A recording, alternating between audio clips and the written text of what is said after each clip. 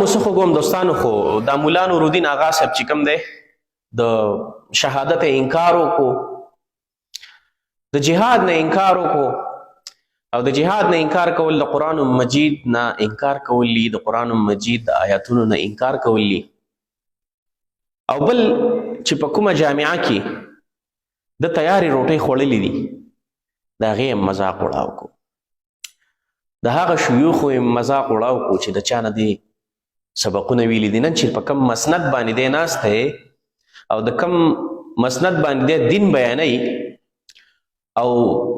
خلکو ته دین ښایي او خلکو ته خبرې ښایي د هغه د زده کړې د ځیې هم مذاق وړاو کو زړه مو دردمن شي چې یو ځای کې ته وخورې وڅکې او بیا د هغه ځای بد وایي د چا د وجې چې ته کم مقام ته ورسېږي بیا د هغه بد وایي بهرحال د چې کوم دی د جهاد انکار وکړو نو اوس زه دا تاسو ته وایم چې تاسو ته ملا نور الدین آغا خبره هغه درست ښکاري که د حضرت العلامه شیخ العرب والعجم مفتی تقی عثمانی صاحب دامت برکاتهم العالیه د هغه خبره درنه ښکاري مفتی تقی عثمانی صاحب هغه وایي چې حامد الحق صاحب شهید او دی وایي چې نه دیو دا اور چرته بل کړی نو دا اور خپله اوس راغی په دیو باندې وسړیه دا اور خو یې په امریکا بل کړی نو ته څه وې چې امریکا راغله دا اور خو یې په امریکا بل کړی بهرحال د ده نه یو بل کوېسچن هم شوی دی چې آیا ته مطلب ګانې مانې اورې که نه اورې نو دا ورته وایي چې د وطن سندرې اورم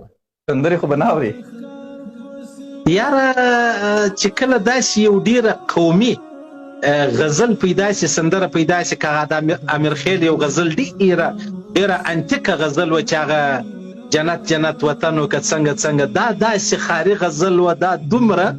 چې زر ایټم بم پر چا باندې وروغورځوي دومره اثر بیا نه وی کړی لکه دې غزلې چې وکوي نو دا چې کله سړی واوري زما په خیال سره هسې که ګناه د وطن سندرې اورم مطلب هلکه نور الدین آغا فتوا چې کم ده نو دا ده چې کومې د وطن سندرې ویلی کېږي که نه وطندارې سندرې هغه اورئ وایي توبه خدای توبه بل دنه کوېسچن شوی دی چې تاسو خوبونه یې نه یو په خوب کې بیا تاسو وایئ چې نبي علیه السلام هم په خوب کې وکتو او پلان ډینګ وغیره وغیره وغیره نو ده څه جواب کړی دی کاروبار کوي ماښام ته ګټه راوړې موږ په بسټیټ کې ناست موږ به هم څه وایو که به نه وایو زه به تا څنګه مسخر کوم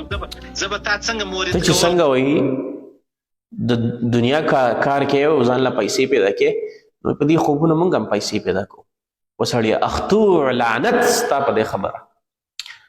ځکه چې تا باندې هم دغه وکړو چې یاره تا هم یو خوب کتلی نو تا ورته ویل چې یاره دا خو موږ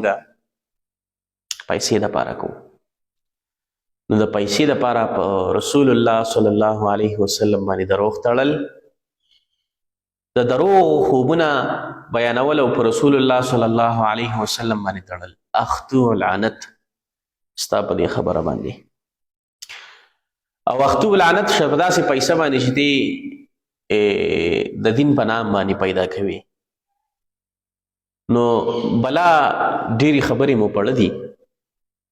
چې آغا صاحب ته وکړو خو زه دا وایم چې مه کوه واپس ته چې کوم دی معذرت وغواړه مخکې دي د غازي سعید باره کې هم بکواس کړی بیا خپلې خبرې نه وروسته شوې او بیا دې وضاحتونه کول اوس به هم د دې وضاحت کوي خامخا به کوي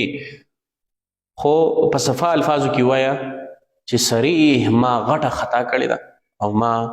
زه پوه شوی نه یم په ځان او بس ما نه خطا شوې ده صریح الفاظو کې دا ووایه